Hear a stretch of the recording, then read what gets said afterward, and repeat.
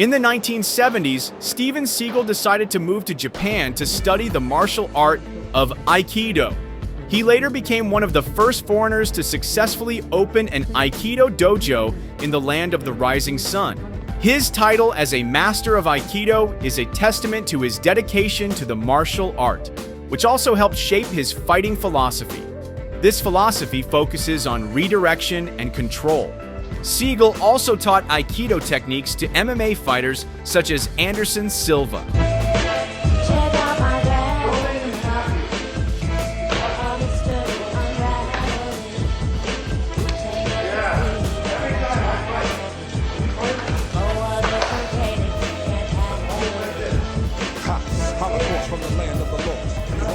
Now, the question is, can Steven Seagal's Aikido style counter the MMA fighting style of Anderson Silva?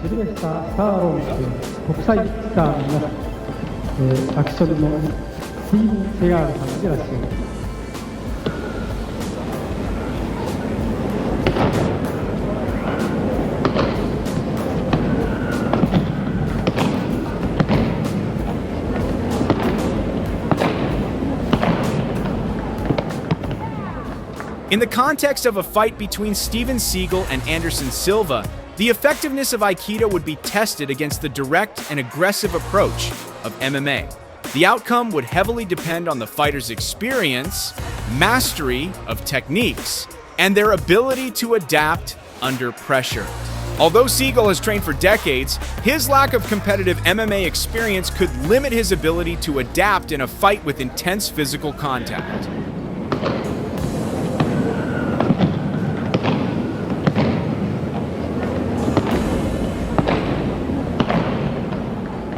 On the other hand, Silva's raw power would give him an advantage, but Seagal's psychological tactics might exploit weaknesses in his opponent's aggression.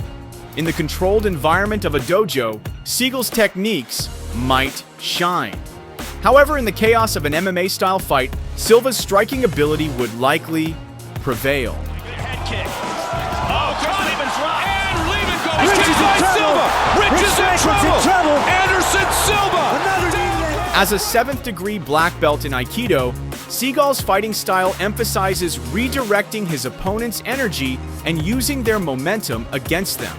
His techniques are subtle, efficient, and often extremely destructive when applied correctly.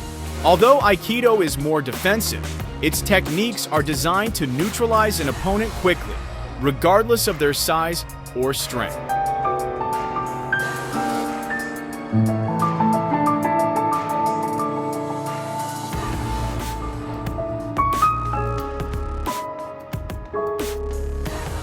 On best fighters in the world. Physically, standing at 6 feet 4 inches tall and weighing over 220 pounds, Steven Seagal possesses undeniable physical strength. Meanwhile, Anderson Silva is slightly smaller, standing at 6 feet 2 inches tall and weighing 185 pounds. However, the Brazilian fighter is renowned for his incredible power. As evidence, he once defeated Stefan Bonnar, who weighed 205 pounds. Anderson holding onto the arm, and he takes him down. Swarms him. Big knee. That he's hurt. This is going to be it. Looking to finish the fight right here.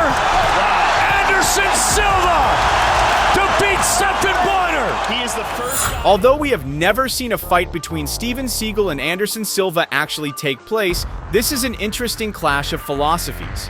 Steven Seagal represents the ancient traditional martial art that emphasizes control and discipline. Anderson Silva embodies the modern fighter who is adaptable and aggressive. In the end, both are experts in their respective fields, but their approaches are very different. In a hypothetical fight between the two, we could imagine Seagal using his Aikido expertise to respond to Silva's direct and powerful attacks. Yep. Seagal might attempt to use subtle defensive movements to redirect Silva's energy and counter with effective Aikido techniques, such as controlling and taking down his opponent.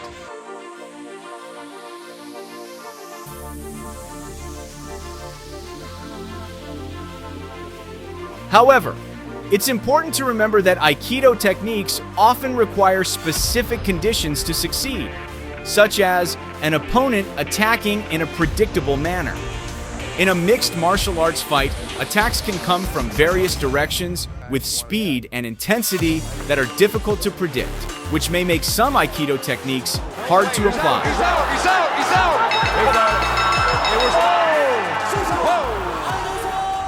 For example, in a fight between a master of Aikido and an MMA fighter,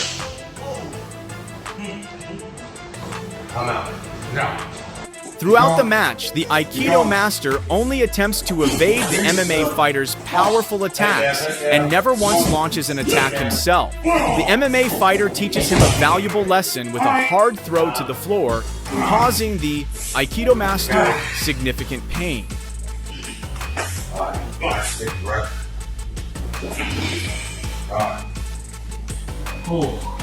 Aikido teaches joint locks and throws that can be used to control an opponent without seriously injuring them. In situations where control is more important than destruction, it can be highly effective. For example, in a fight between an MMA fighter with a BJJ background and an Aikido practitioner, this time the MMA fighter has a larger, more muscular build.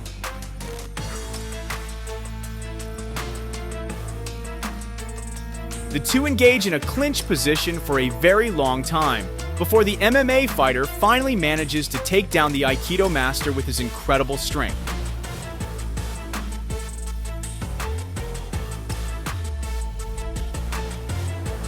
Overall, the philosophy of Aikido, with its emphasis on blending, circular movements, and minimal force, sets it apart as a martial art focused on harmony and effective self-defense.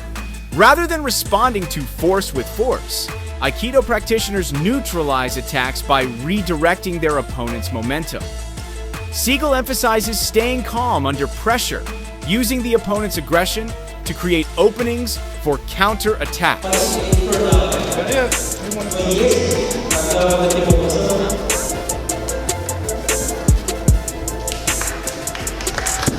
Aikido techniques can also be adapted to various fighting situations, making it versatile for different types of opponents and arenas.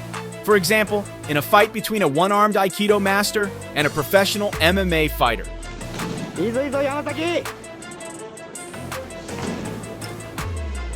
Despite relying on only one arm, the Aikido master gives the MMA fighter a tough time. He even manages to hold his ground when they engage in a clinch position.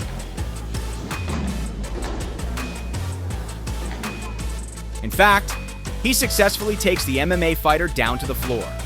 Not stopping there, the Aikido master also maintains dominance when they transition into ground fighting.